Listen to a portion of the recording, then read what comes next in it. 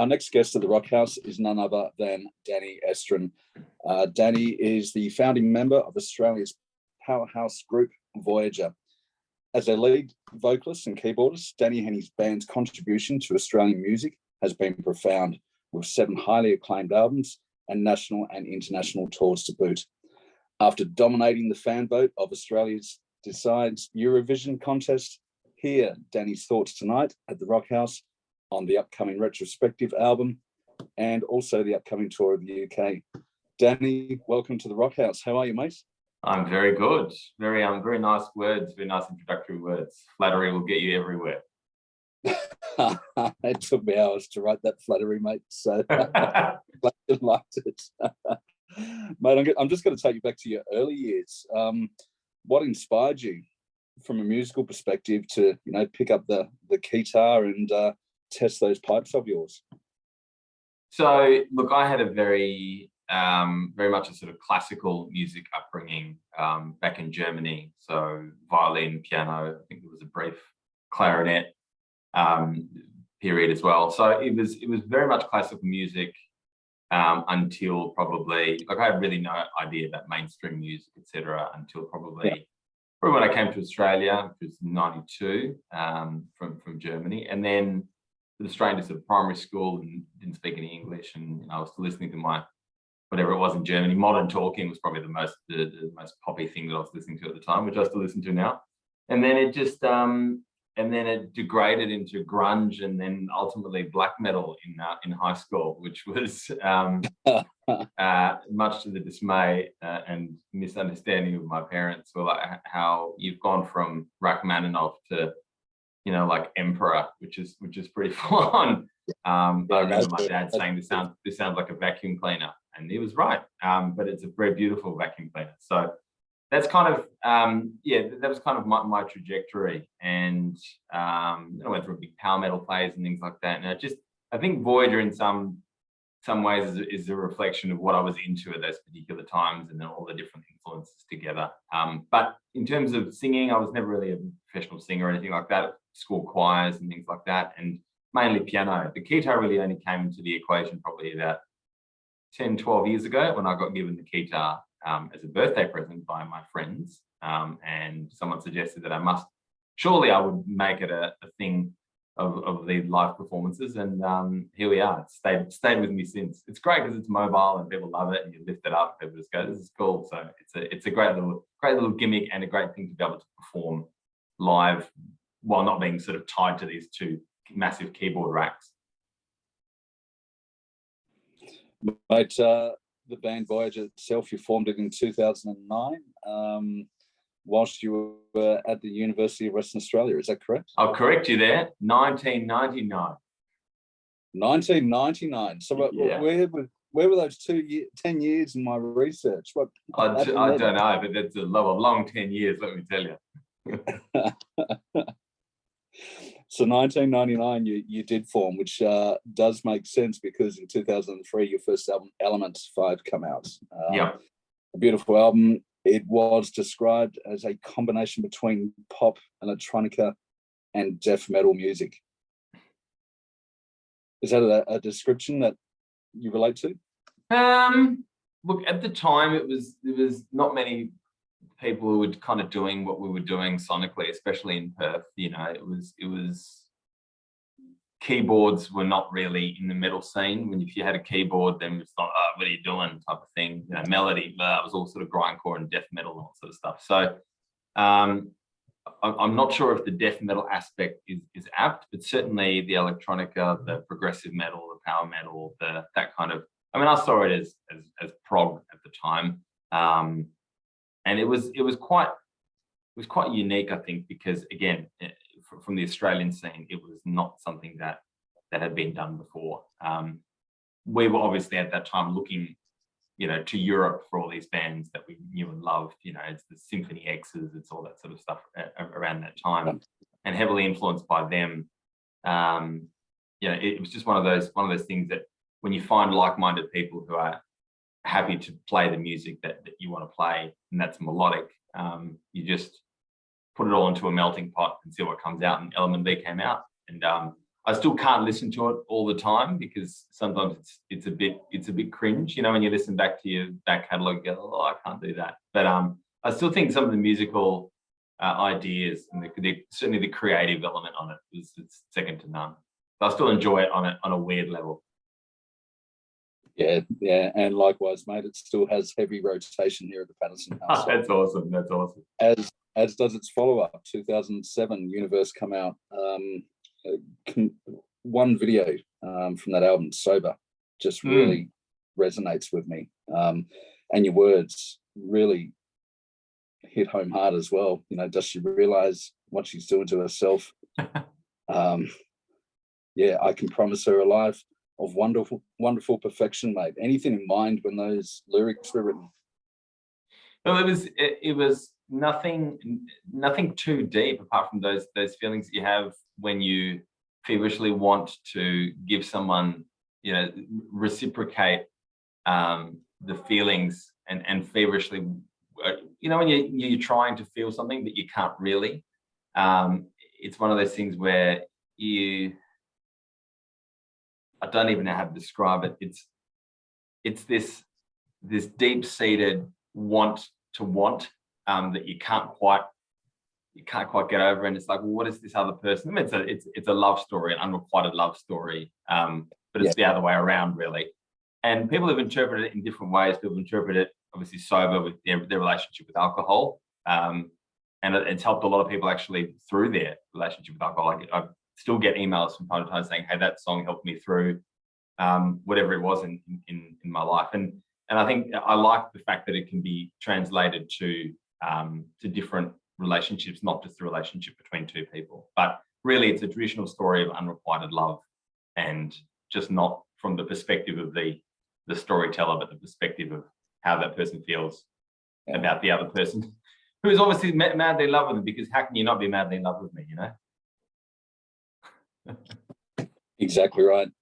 So following that album, you went overseas for the first time in 2008, your European tour. Yeah. That must have been pretty buoyant at that point, you know, 2 stellar releases and then a European tour. What was the feeling amongst the band at that point? That was amazing. I mean, being an Australian band, we were welcomed with open arms. We did the Prog Power Europe Festival, and there was just such a buzz about an Australian band coming over. I think the only other band that had done it at the time was a band called Alchemist from Canberra, for those of you who don't. Yeah, no. Great band, iconic.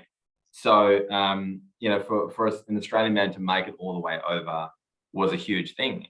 Nowadays, we're a little less desirable in terms of being Australian, but there was a huge buzz around it, and it was incredible because we were bright-eyed and bushy-tailed, and we were just so excited to be there. We weren't jaded like some of the other bands that were there that done the touring circuit or whatever, and it was absolutely beautiful. You know, we were so welcomed, and that just kind of made it a bit of a springboard to I guess the popularity that we've seen in Europe over the years. So what a wonderful experience. Yeah, I remember that feeling. It's just like, wow, we're on the other side of the world, and some people know our lyrics. Like, it's crazy. You kept the momentum going though, and the year after, I Am the Revolution really took the band to a new level in terms of your popularity as well. The video, The Devil in Me, we talk about love songs. That is probably another classic love song from the album as well. For sure.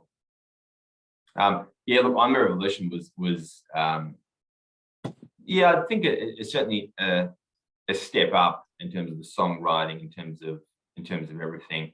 The production on it, I'm not a huge fan of. We recorded it at an amazing studio where, in fact, Devin Townsend recorded some drums for I think EpiCloud. So, but in terms of the songwriting and some of the tracks on there, brilliant stuff. I think it's one of those albums that I'd want to re-record one day.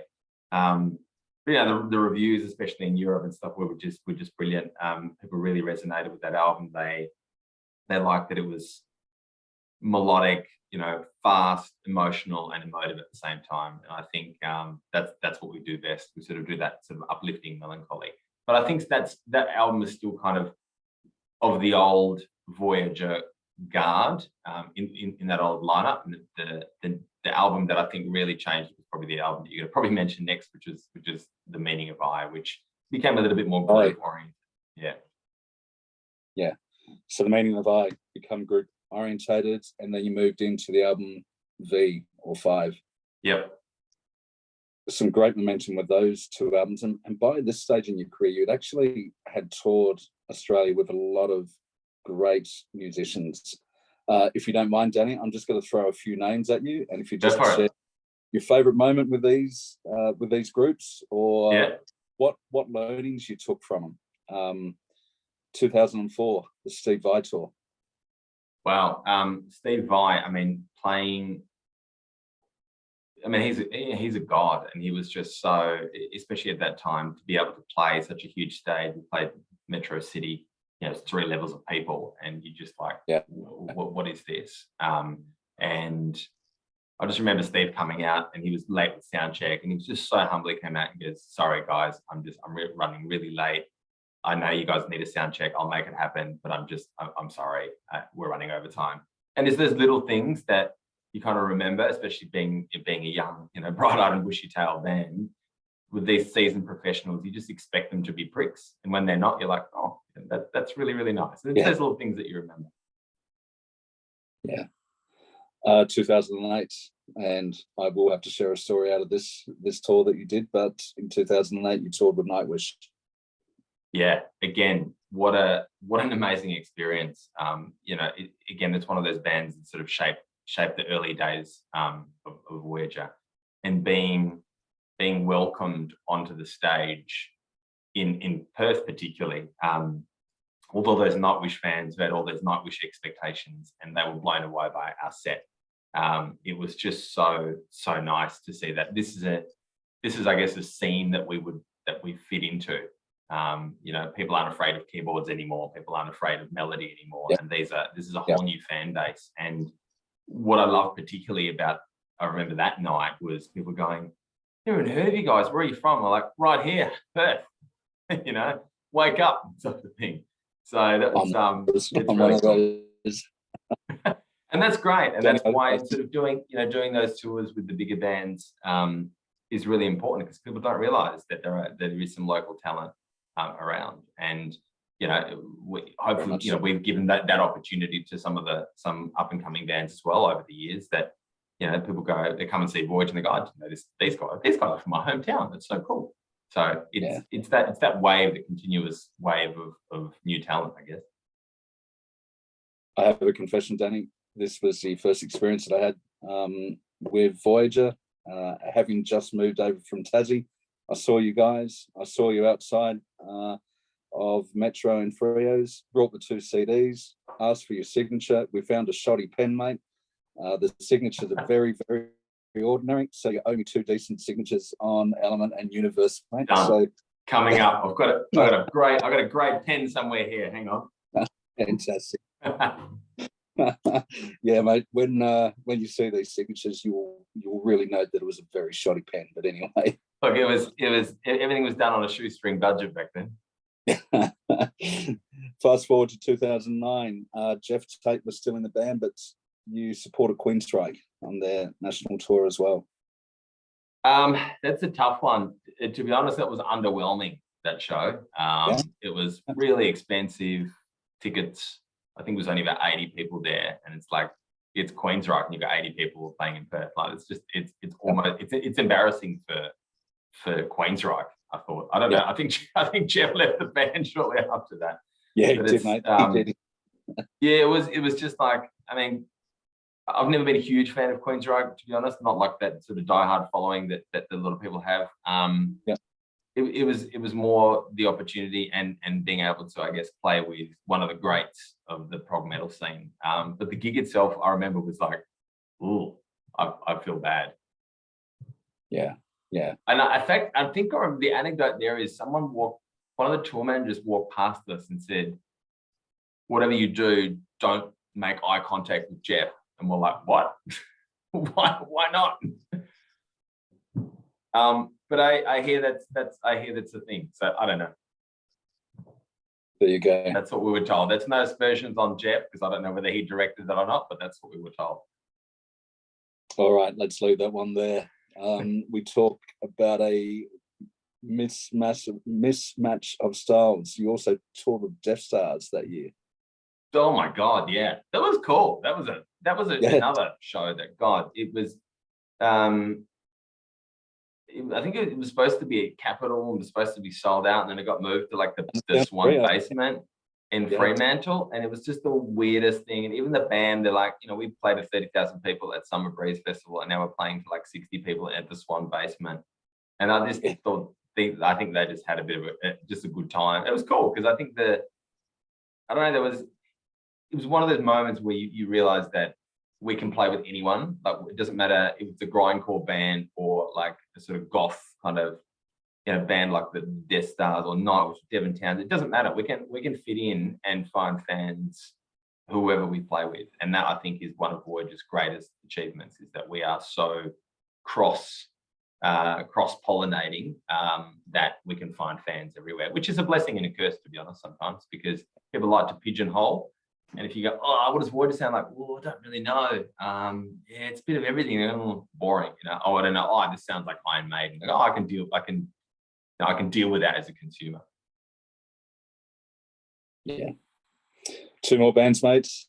Two bands close to my heart. Epica in 2013. Yes.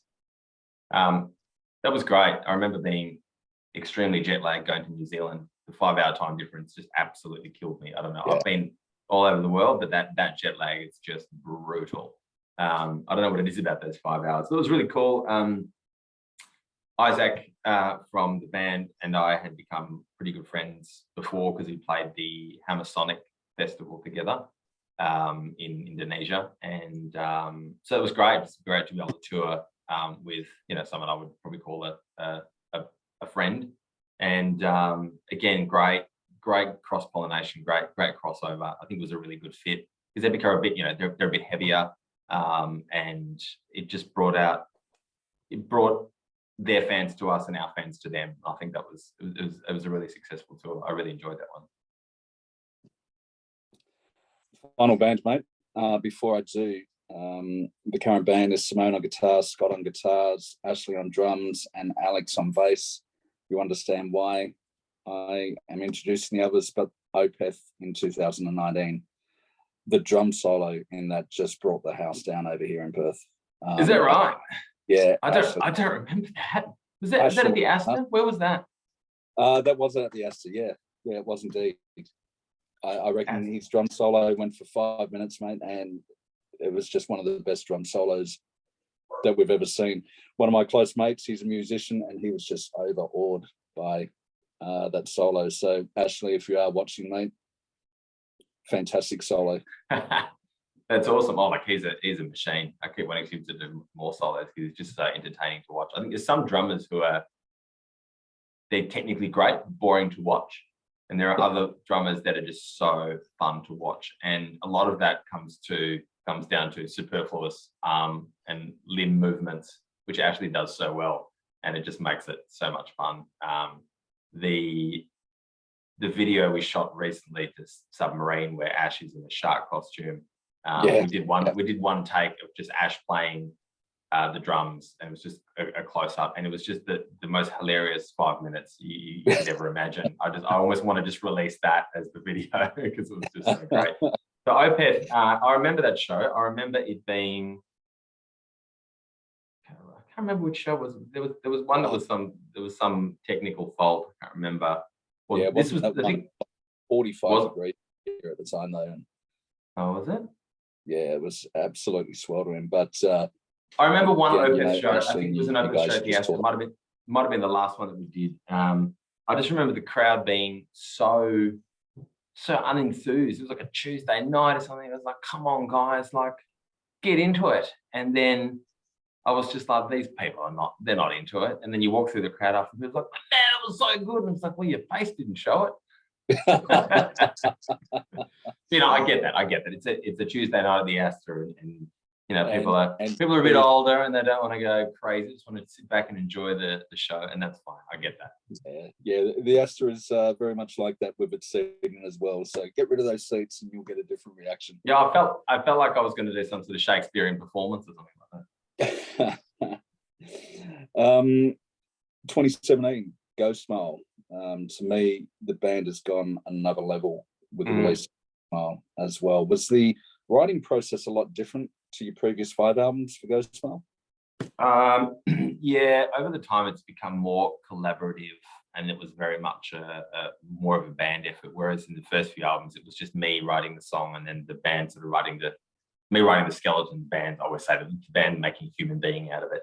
But that was quite a bit more collaborative. A lot of riffs that, especially Scott's into, that Scott sort of djenty kind of groovy type riff. That's his department, and working around that was really fun as well. So yes, the process had definitely changed, and it was far more collaborative. And I think that album is, I think it's brilliant. Actually, I think it's sonically and visually, it's brilliant. If you've seen the vinyl, and I know there's something about it that's really powerful. I'm a big fan of that one, and very proud of it.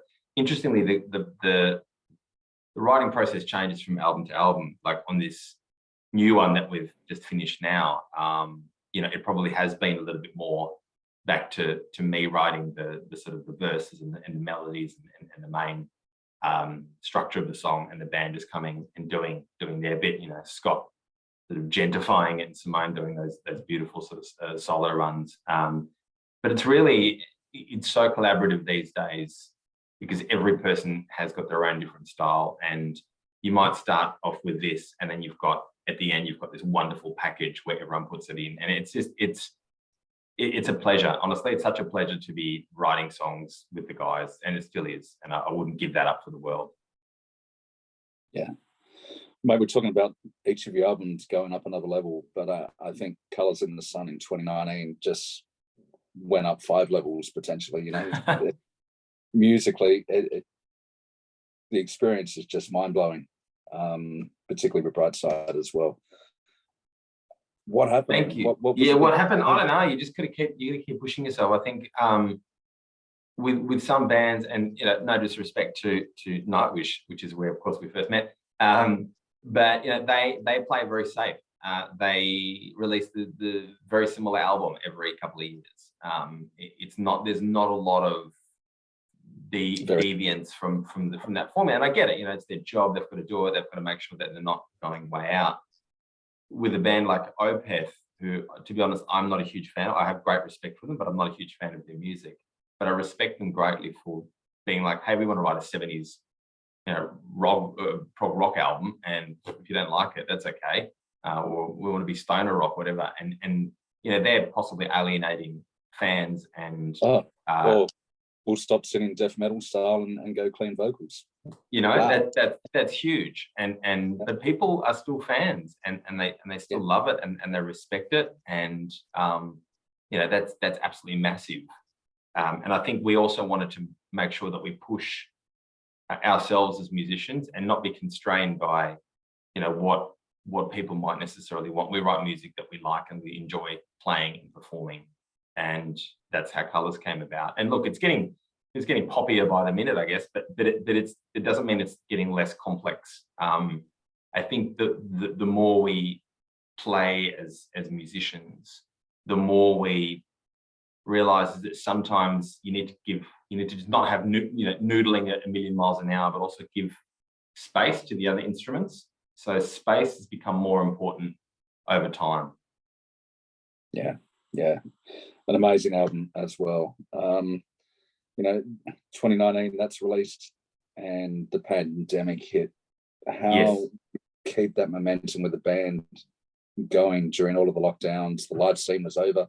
It was awesome. It was great. It was the best time. We saved a lot of money by not touring. Look, it was actually great. We wrote an album. We did a lot of online stuff, and we really focused on the music and the songwriting. And while we did miss the touring, it gave us a really good opportunity to regroup and literally save money, because touring is insanely expensive. And unless you're at the level of, say, a Nightwish or an Opeth, and you're doing it constantly, it's not a fee earner necessarily. So good time to regroup, good time to get some money in the bank hole so you can blow it all again and plummet into debt once the pandemic is over. It's definitely an industry for those that are passionate, right? That's true. And sometimes it can be frustrating, and sometimes it can be disillusioning, and sometimes there's more paperwork and more admin than actual music. And that's a killer, you know. So you got to make sure that you're doing the things that you love often, which is writing music, playing music, performing music. That's really, really important, because you can get caught up in spreadsheets and social media and all that other stuff, and that's fine, but that's not what music's about. Music's about that feeling you get when you listen to your album back and you go, "This is amazing!" Like that feeling, irreplaceable. Yeah. Fast forward to 2021. This Boy's in Love, probably one of your first covers, if I'm correct. Yeah. So I've always liked the presets. I thought they were really cool, and in fact, I think the presets took a lot of that sort of German EBM kind of music scene and somehow made it popular in Australia and popified it, which is great. And quite a few times people have come up to me and said, "Oh, you sound like a metal version of the presets." And I was like, "That's cool. Let's do a song." Yeah. So This Boy's in Love is a great song. It's really melodic and it fitted us really well. So, hey, we're all in our studios. We just put our heads together and did it because it's fun. It's a great song. And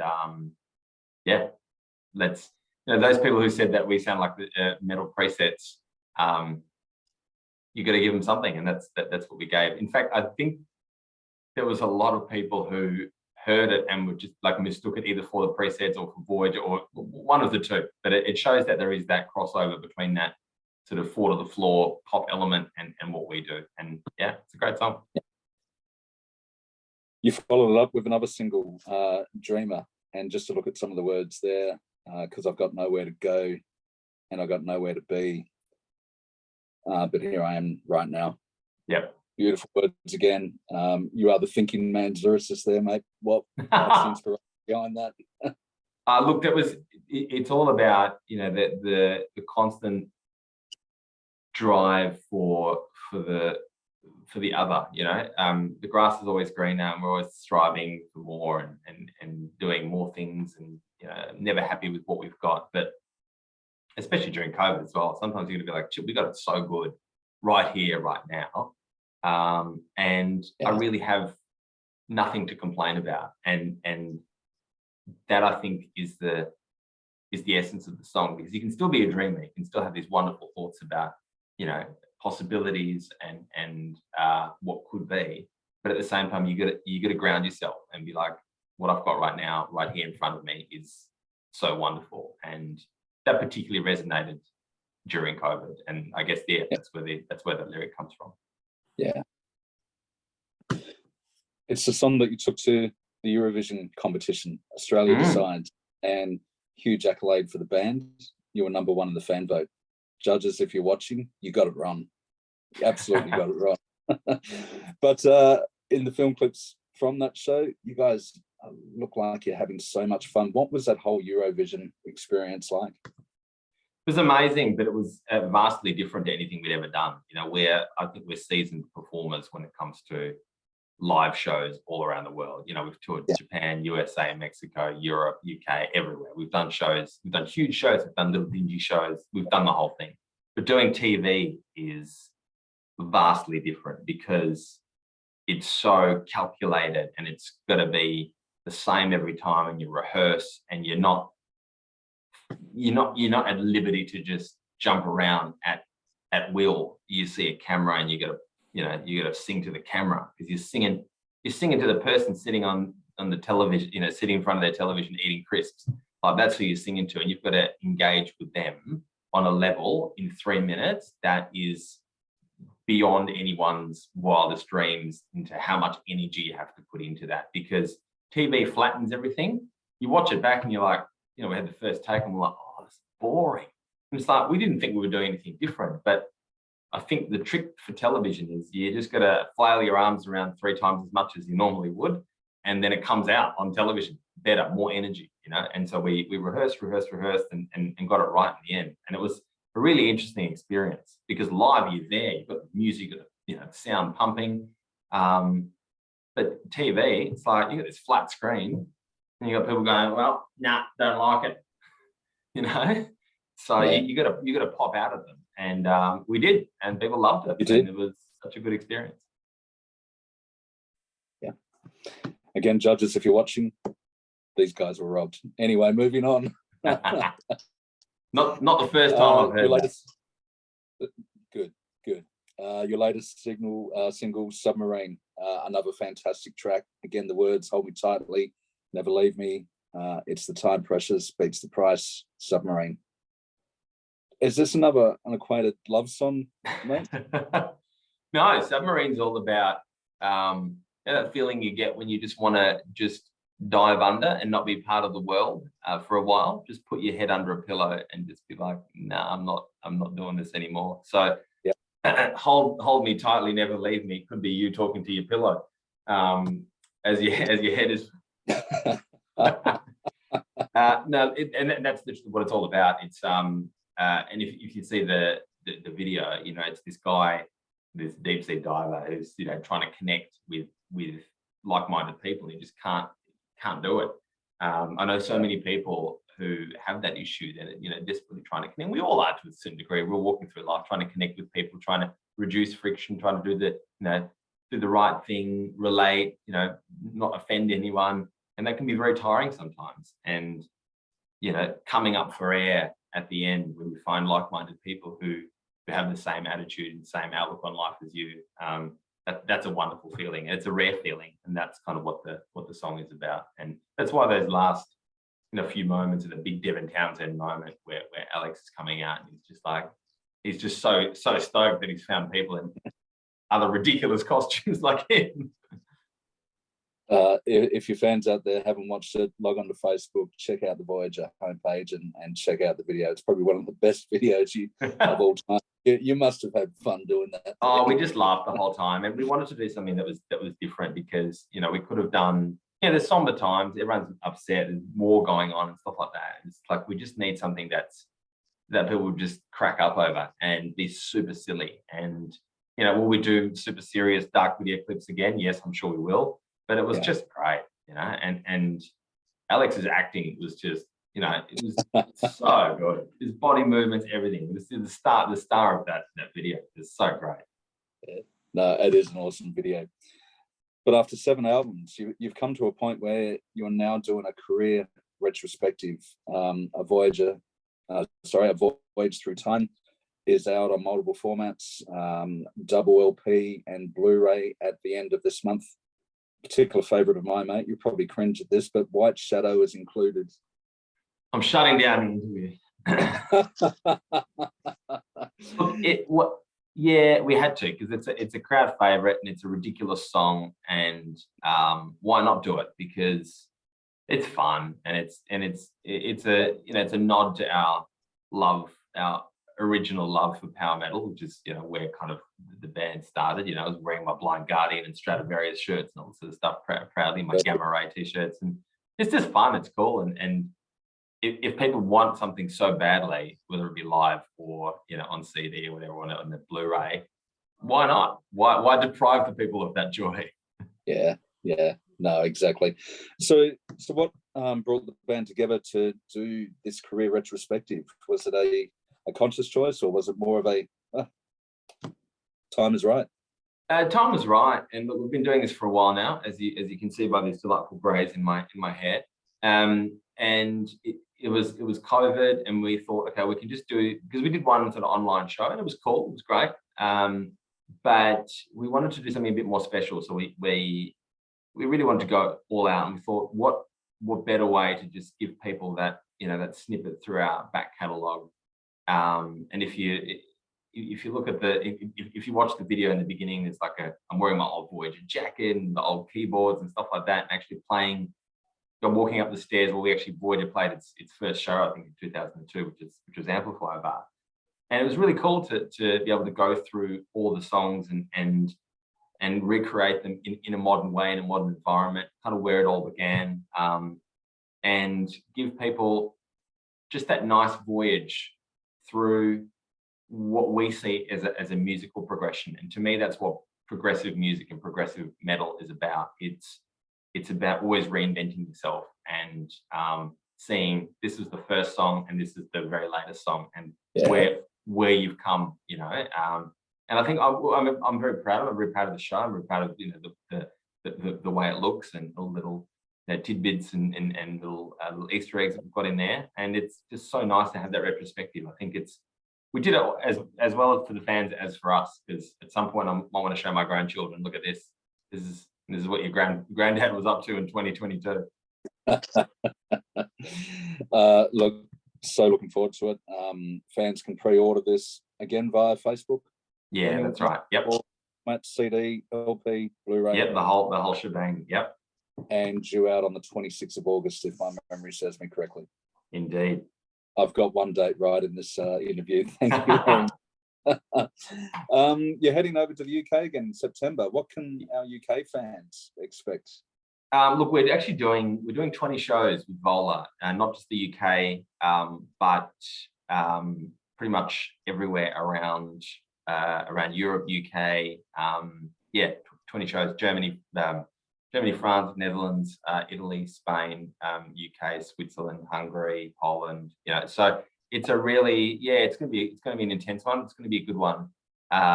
Vola are a fantastic band. We've been big fans of theirs, and they've been big fans of ours for a long time. So it's just a great way to really give fans in Europe that package of melody and heaviness, which is what we love about them and what they love about us. So we've got a nice cross section of music planned, and we've never toured Colours really in Europe either. Colours of the Sun. So it's a good opportunity to get back and say, hey, you know, we're still around. we're still around. We're still doing things, and we're back for more, and we're hungry. And I'm really looking forward to being cooped up in a bus with another 19 people for a month. It's going to be fun. An amazing experience in itself, I'm sure, mate. I'd love to do another interview after that bus tour to hear from the debrief, the bus. Look, at least it's not one of the self-drive van tours which you've done, where you kind of you've got but literally a van with 6 bunk beds inside it, where you have about this much room between your head and the ceiling. So they're fun. We've done those too, but this is going to be hopefully a little bit more luxurious. Oh, well, good luck with it, mate. Thank you. After 7 albums, a career retrospective coming up, I actually sense this is just the start of the band. What's next for Voyager? Well, we've just finished a new album, which I think is absolutely phenomenal. Again, what I was speaking about before was about, you know, learning where to give space to the song and writing for the song. And I think one thing that the whole Eurovision experience has showed us is that at the end of the day, it's really all about the song. It's not how many solos you can play in a row, but it's about the song. It's about structure. So having listened to the new album, which will be out next year sometime, in full, it's really phenomenal. It's dark, it's heavy, it's uplifting, it's melancholic. Yes, there are some guitar solos, but it's really, I think it really is that next step from the last album. And I'm always amazed that we get to play music together that comes together in this package. We can just go, how did we come up with this? Like, where did this all come from? There's just ideas floating around in the air, and you put it all together and you go, shit, that's really good. You listen back to it, and when you're a fan of you know, people go, oh, you should listen to your own music, you know, wanky. It's like, nah, if you can crank your own album and you love it, that's brilliant, because then you've done the music for yourself. And if other people happen to like it, that's just a bonus. Mate, it's a true art of success if you enjoy your own album, right? Oh, absolutely. I crank some of my albums all the time. Not the early ones so much, but you know, the ones where I don't cringe, I crank them. Why not? You know, get in there, crank them on a big sound system, and then sing along. People are like, what's going on? I'm pretty sure that I was cranking Dreamer in my car a while ago, and I was singing along to it. And someone looked at me and went, something's not right there. So yeah, it's the same voice. Mate, let me know when you do that next time. I'll follow you around the streets of Perth. Nice. I love it. Danny, look, really appreciate the time that you've given to the Rock House tonight. It's been a fantastic career. As I mentioned before, I feel it's just starting. Any final words for all of Voyager fans across the world? Thank you for sticking with us through thick and thin. I know that our sound has evolved over time, and some people, you know, are feverishly of the old school variety, and some of us are feverishly of the new school variety. But we've gained such a, I would say it's almost this cult following around the world, where it's such a joy to be able to connect with people about the music. And I still get emails which give me goosebumps. And it's about someone randomly in, I don't know, in Qatar or in Kazakhstan going, your album, I listened to it and I loved it and I connected with it and it helped me through this or helped me through that. And it's really the it's no doubt it's cheesy, but it's that universal connection that you can have with people through the music that has taken us to places and given us connections with people that I never would have imagined in our wildest dreams. So thank you to all the fans, because it really does mean a lot. Beautiful words, Danny, and what better way to end our session tonight. So best of luck with everything. Thank you so much. See you at the next shows, and it's been a pleasure talking to you, Jock. Really, really, really nice. Good luck with the new album and a voyage through time as well. Thanks, Danny. Will do. Thanks so much. Take care. Cheers. Take care.